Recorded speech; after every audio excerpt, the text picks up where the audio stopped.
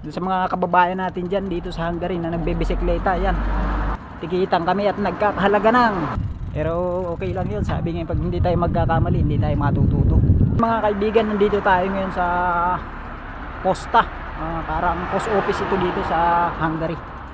Ayun, nandito tayo ngayon dahil nagkaroon tayo ng bad news kahapon. Oo, ayan ang posta, oh. Ayan, bali kasi nag-grocery kami kahapon. Tapos yun, paglabas namin ng grocery mga around 3 afternoon kahapon, mag alas 4 siguro yun. Ayun, paglabas namin natsimpuhan kami ng pulis. Ayun, natikitan kami. Yan, yung bike namin natikitan yan. Ang bike pala dito may ticket. Natikitan kami. Ang violation namin is walang ilaw sa huli at harap. Ayan, kasi sobrang fog na yan, tulad yan, oh.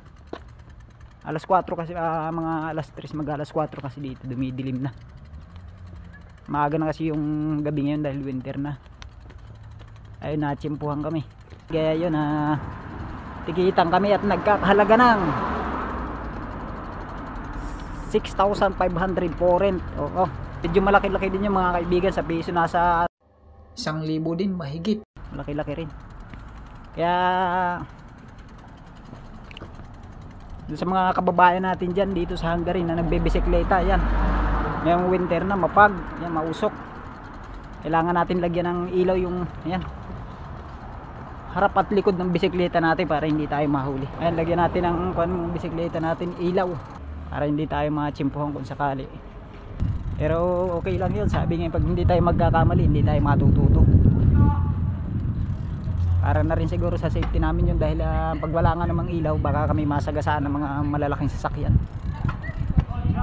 Kaya pinoprotektahan nila dito yung mga nagbibisikleta. Kaya bibili kami ng ilaw ngayon dito sa Hong Kong store. Kaya para hindi na maulit yung ganung pangyayari. Nice, hello. Hi. Hello. Hey. Dami kong kaibigan dito. Hindi lang kami magkakaintindihan. Mga kaibigan, bibili na kami ng ilaw. Ayan, si kabayan. Para hindi na kami mahuli sa susunod pag inaabot ng dilim.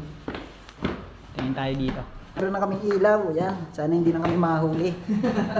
Ayan, lalagay na natin sa hulihan ng bike natin tsaka sa unahan.